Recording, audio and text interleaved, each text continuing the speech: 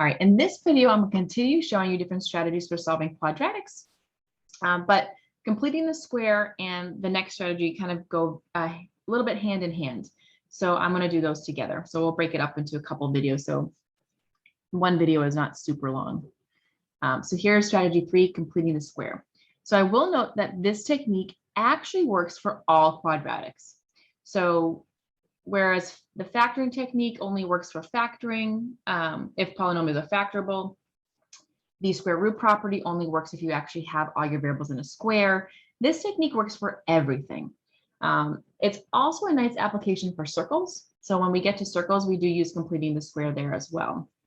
I won't lie, it doesn't tend to be everybody's favorite. It is a bit cumbersome and lengthy to go through.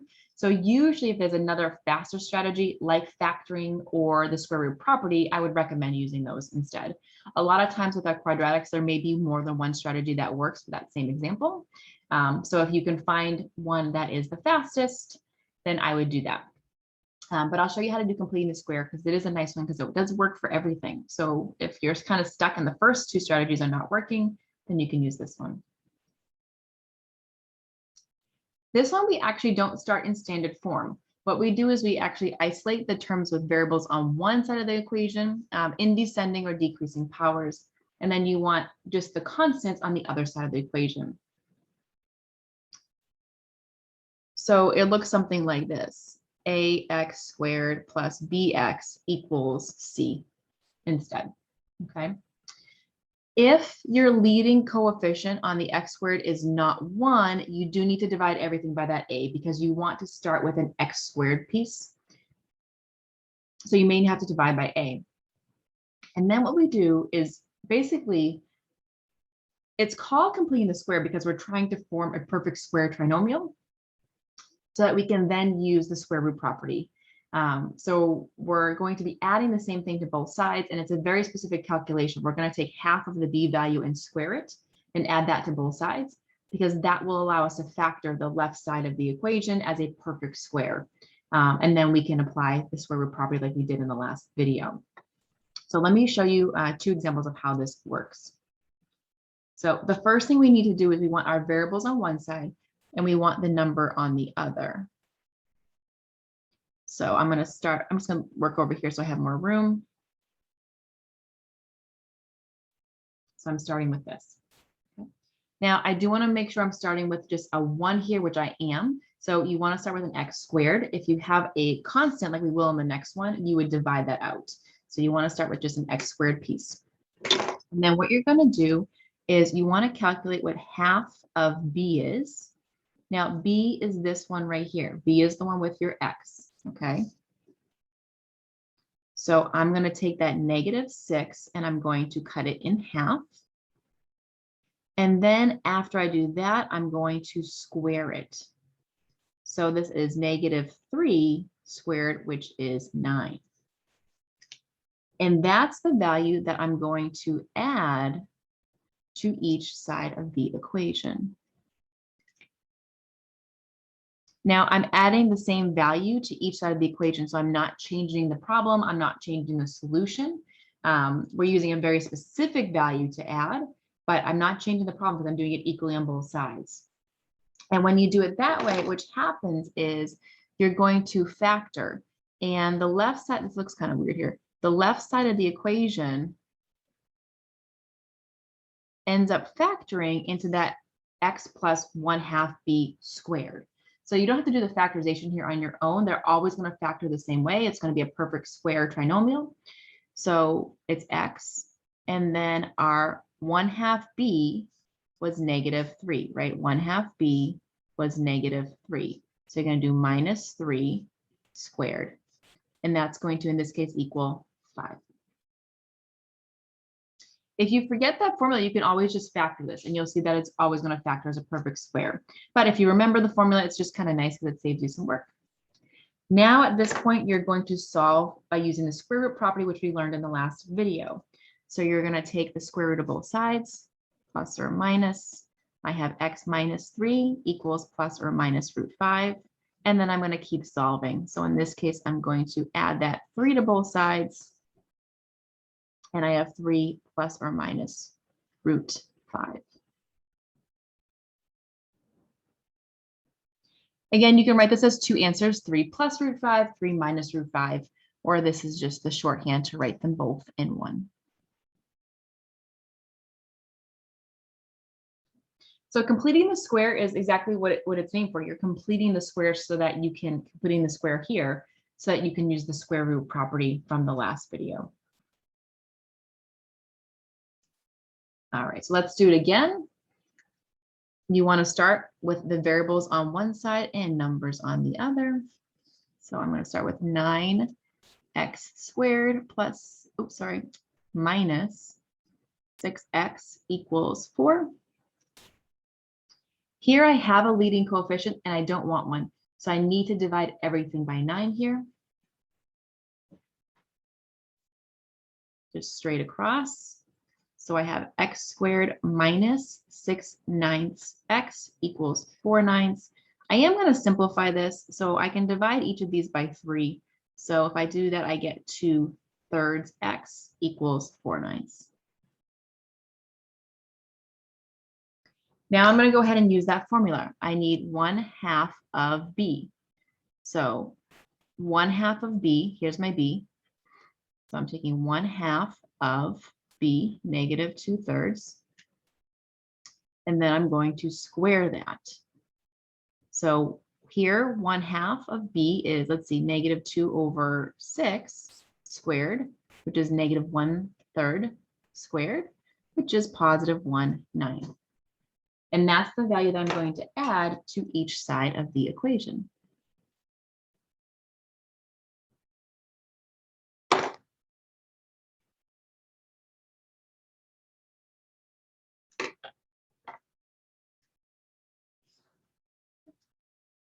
Now remember, we add that value specifically so that the left side factors, it's always the x plus the 1/2 b value. So that value here is -3 for us. So you can just, negative 1/3, excuse me. So you can do negative 1/3. And then on the right side, 4/9 plus 1/9 is 5/9.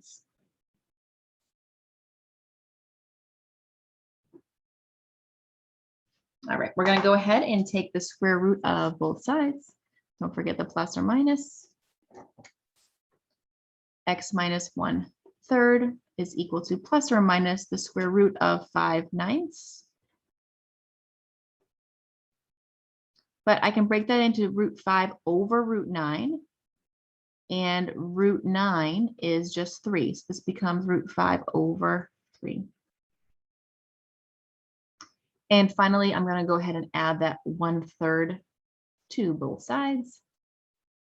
And I get x is equal to 1/3 plus or minus root 5 over 3.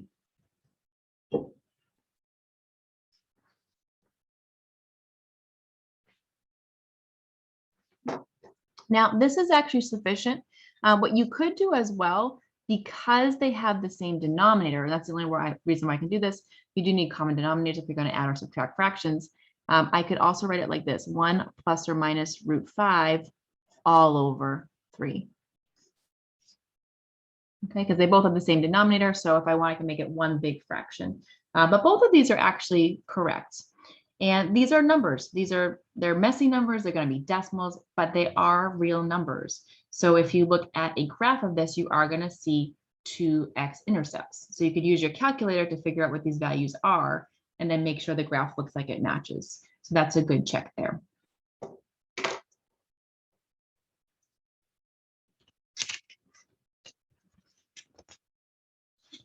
Now, the last example, I think, tends to be most people's favorite. And it is using the quadratic formula. Now, the nice thing with this one too, just like the last one, is this strategy also works for all quadratics, like completing a square. But I think it's a little bit more straightforward because you're just plugging into a formula here. So a lot of people tend to like it. Now, if you look at your text, they actually have the proof for how they do the formula, and it relies on the completing the square technique. So that's kind of why I put them together. One, because they both work for all quadratics, but two, because we actually use completing the square to prove how the formula comes into being. So I'm not going to do that in this video, but if you would like to see the proof, then you can go to your text and actually see how that formula is found. So it's not just a random formula, it actually is calculated systematically.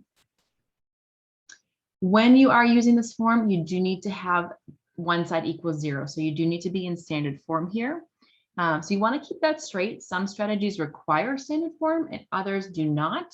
So you want to be careful on which strategy you're using and how you're starting your problem. And then what you're going to do is just figure out what A, B, and C are and plug those into the formula and simplify. So again, your A, B, and C always relate to the x squared value, the x value, and then the constant at the end.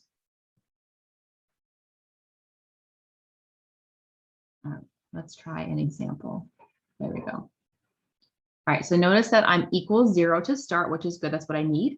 If you're not equal to 0, then your signs are going to be off for your A, B, and C, and you're going to get the answer wrong. So you want to be equal to 0. The x squared is your A, the x is the B, and the other value is your C. So in this case, our A is 8, our B is 2, and our C is -1. And all you're going to do is take that formula up top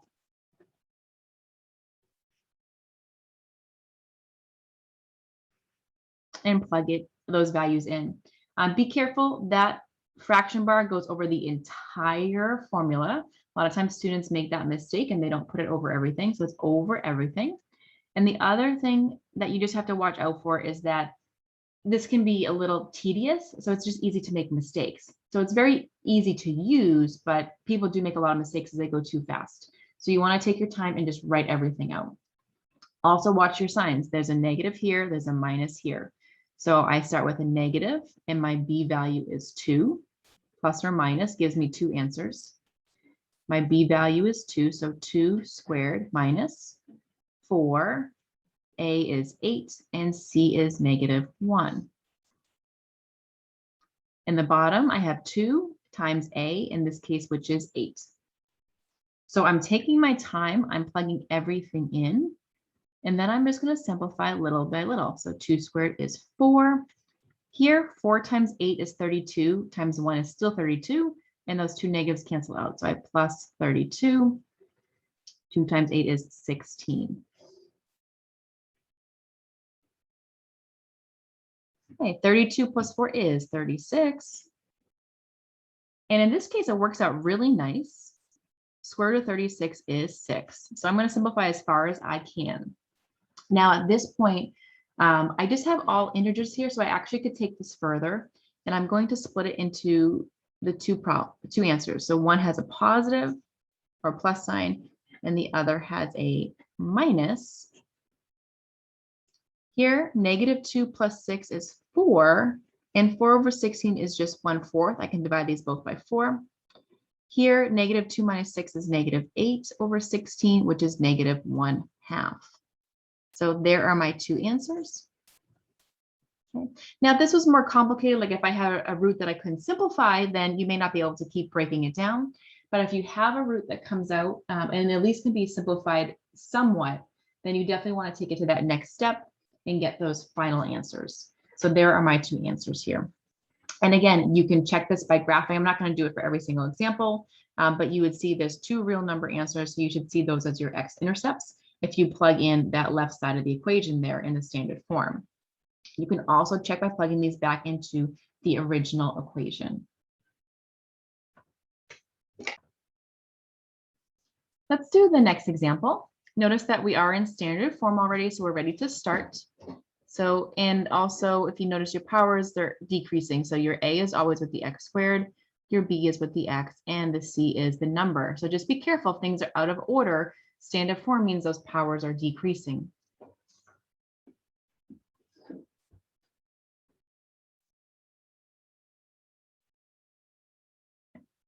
So I'm just going to go ahead and rewrite that formula.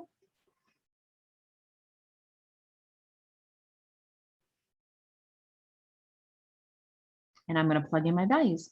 Be careful, there's a negative on the B, and then my B is also negative. So it's -6, -6 squared, and then 4 times 2 times 1. and over 2 times 2.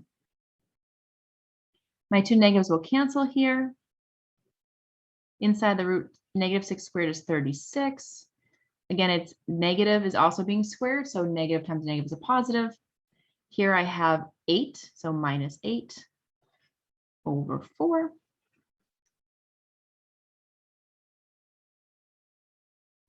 (36 minus 8 is 28 over 4.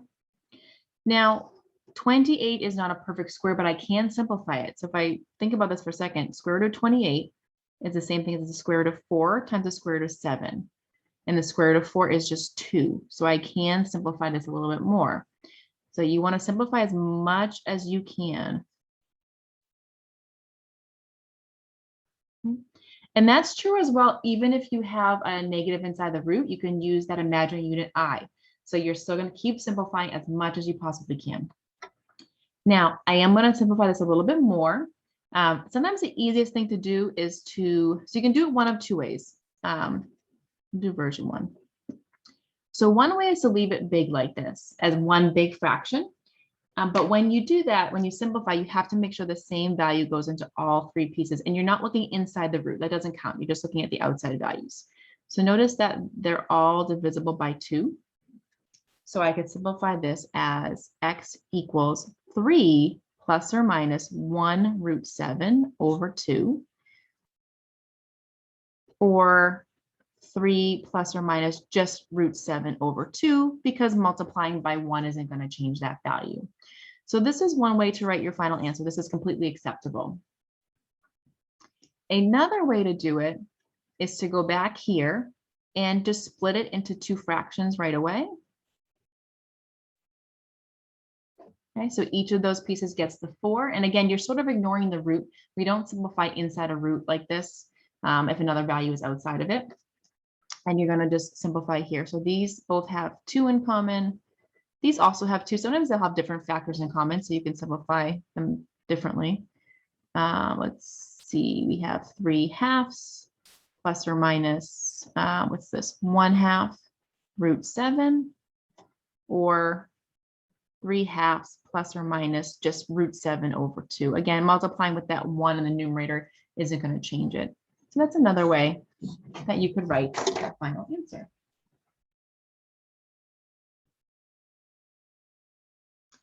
These are also real numbers, so if you graph this as a check, you're going to see 2 x-intercepts here. But this formula as well as the completing the square also work if you have imaginary numbers. So if you have an imaginary unit going on here, you can still simplify. It's just that on the graph, you're not going to have any x-intercepts instead. All right, and let's look at one more example here. Again, this one's already equals 0, so I can jump right in. My A value is 3. My B value is -2, and my C value is 4.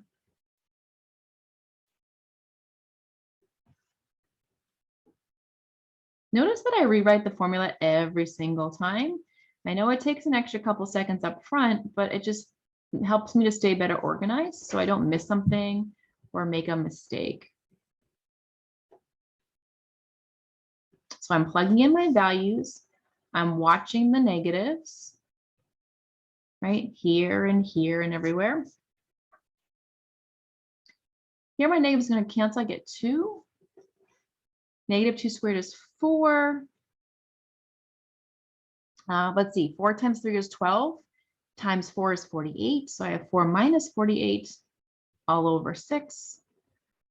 2 plus or minus, and I have -44 over 6. So now this is one of those examples I mentioned where here we actually have a negative inside the root, but we know how to deal with it. We're going to use that imaginary unit and keep simplifying.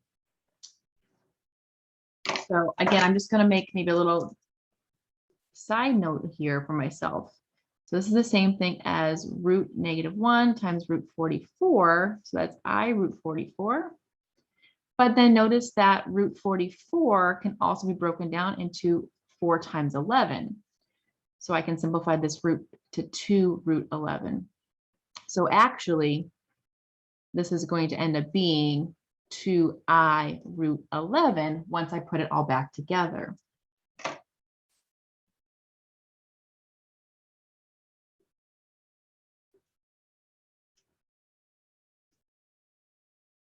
And then just like in the last one, I can simplify. And again, you're just looking at the numbers outside the root.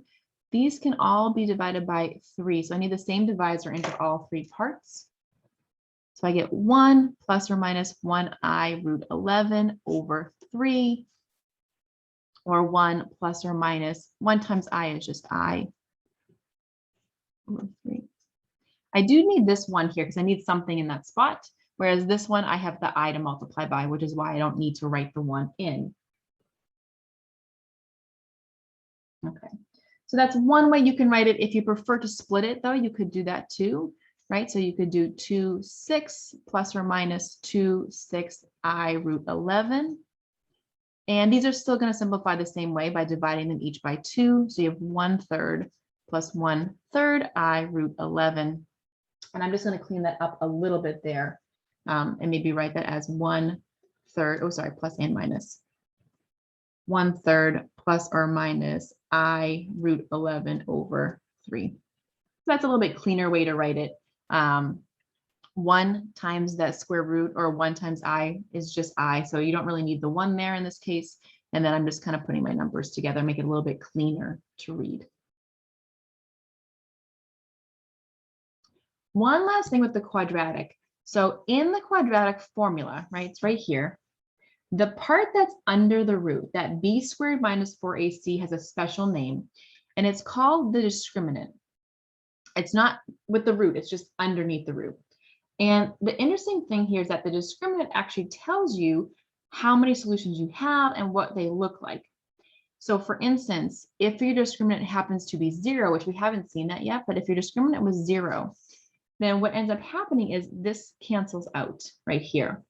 So you end up with the same, just one solution, one unique solution. It's technically a repeated solution. So you would get the same solution twice because you have a +0 and a -0 idea.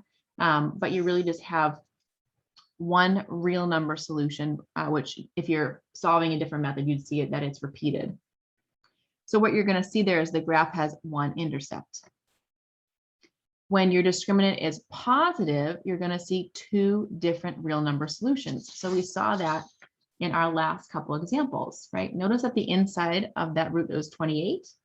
So when it's positive, you get 2 real number solutions, right? Or what, these are both the same, but plus or minus in each case. And your graph will have 2 x-intercepts. When your discriminant is negative, you have 2 different imaginary number solutions. So here we had that example. All right, we had a negative. So I have 2, so I have the plus and minus, so 2 imaginary solutions. What happens is these solutions are also complex conjugates of each other. So one's the plus version, one's the minus version, or we had that special name of complex conjugate. And what happens is your graph will have no x-intercepts. So that's just kind of like a little summary of what to expect as you're doing and using that quadratic formula.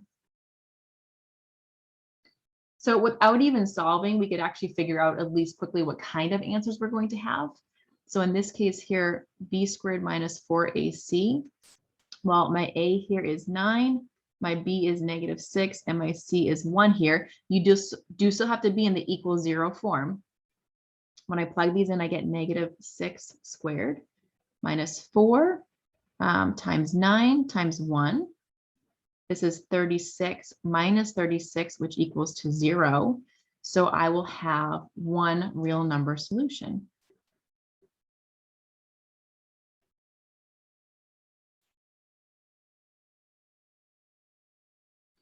Technically, when you're solving, you're actually going to usually see 2 solutions here, but it's going to be the same number repeated twice. So that's why you see this idea of a repeated solution, because as you're solving, that same solution ends up coming into play twice. Here, my a is 3, my b is -8, and my c is 7. So my discriminant is going to be -8 squared minus 4 times 3 times 7. This gives me +64.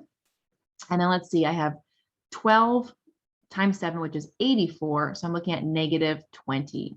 So my discriminant is negative. I'm going to have 2 different imaginary solutions.